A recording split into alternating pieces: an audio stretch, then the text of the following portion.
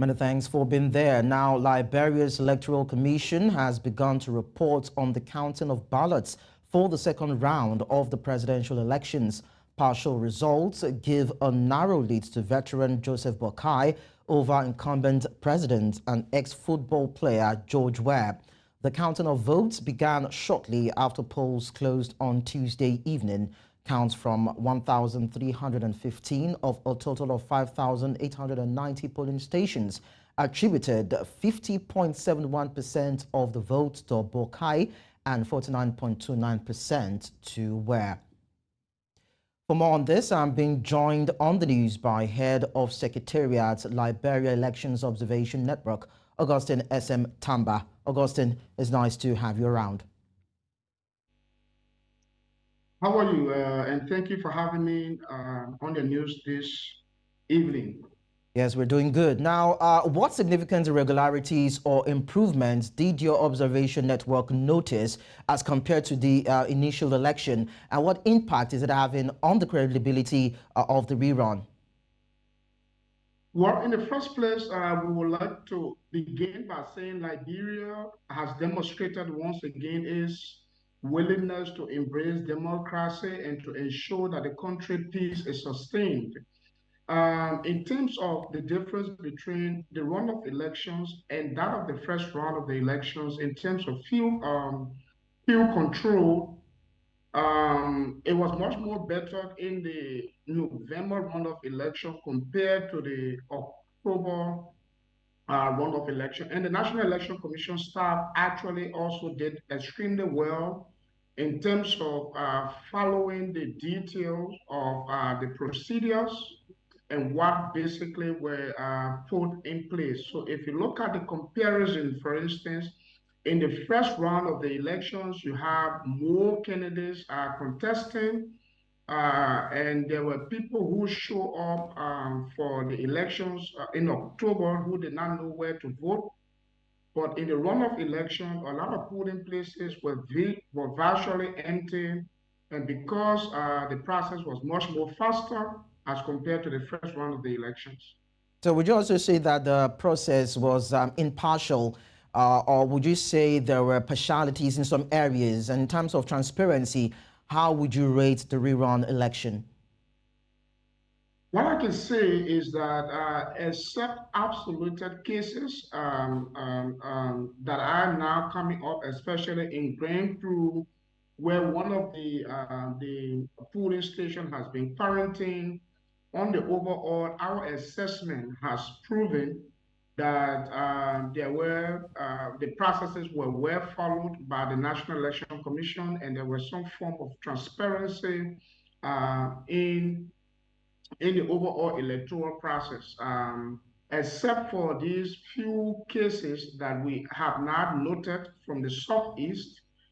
Generally, our data collectors show a very high 90s performance in terms of following the procedures and ensuring that the needed regulations are followed in these elections.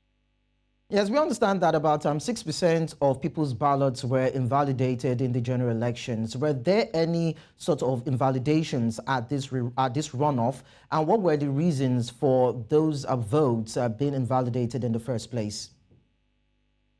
So a lot of factors one can attribute the high number of invalid votes to a number of different factors. One, the electoral rate in our country is so very high. Two, the number of presidential candidates and some senatorial candidates we have in some counties, some districts, and on the national level was very so high.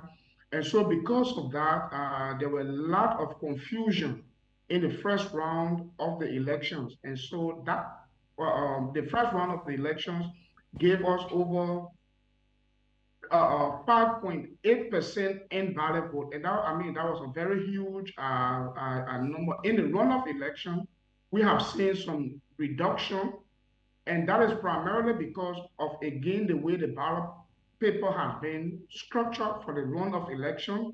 And it's very short. This time around, it was very short. Only two candidates were on the ballot paper. So They were easily recognizable by the voters, unlike the first round of the elections. We have made some suggestions to the National Election Commission, particularly around the design of the ballot paper in terms of curtailing invalid votes.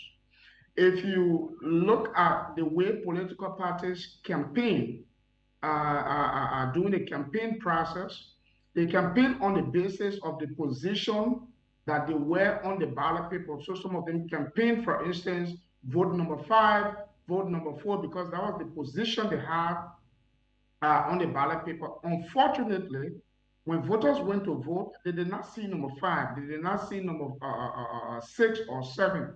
So that alone is a confusion. So we have made recommendation to the National Election Commission that maybe in future elections, we need to design our ballot paper in a way that it matches the numbers that parties campaign on.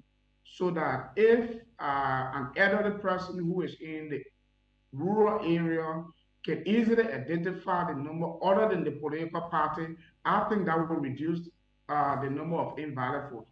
But those are some of the factors attributed to the huge invalid vote experience in our elections. And yes, even as you have talked about confusion in printable materials for the election, we also heard that there were clashes between rival factions where some people were killed, and there were also delays in terms of the conveying of electoral materials from point A to point B. So in terms of the observations that you've made in that regards, and of course the recommendations now, what would you recommend to ensure that integrity is maintained and all the shoddiness that were recorded during the first and of course the rerun of the elections are actually ended?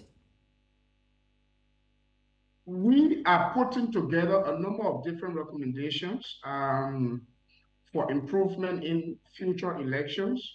When these incidences that you mentioned occurred, for instance, we attributed the causes of these incidences, especially where human lives were lost in Lofa and that of Montserrat, we attributed that to the breakdown of security.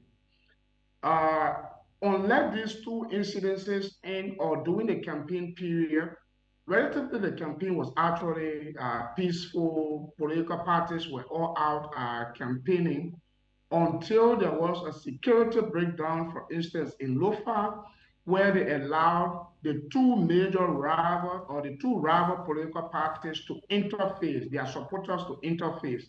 At that point of interfacing or intermingling with each other, we had those unfortunate situations. So we are making recommendations to the Liberia National Police and the security sectors in general that we need to keep and maintain political parties' campaign schedules intact in the future to avoid a number of these things. But in addition to that, in terms of the control mechanism and what the National Election Commission needs to do, we've made additional recommendations in our preliminary statements that we have issued relative to civic and voter education, ensuring that citizens actually know how to cast a ballot. And if you also look at the results of these elections and the way citizens were able to express their will at the ballot box, in as much as we had over 20 political parties, the citizens, by demonstration of their will expressed, is telling the country that we need to narrow some of these political parties to either 4 or 5 political parties, because all of the other candidates in this race did not obtain more than 3% of the total vote cast. That said to us that we need to reduce these political parties, make them to form alliances, build stronger policies, oriented parties, so that these individuals with political ambition can join these parties and reduce the number of political parties. And I think that is the message. That is the general message sent across by our citizens. Okay, Augustine Tamba, Head of Secretariat, Liberia Elections Observation Network. Thank you so much for your time. Thank you so much. It's always my pleasure.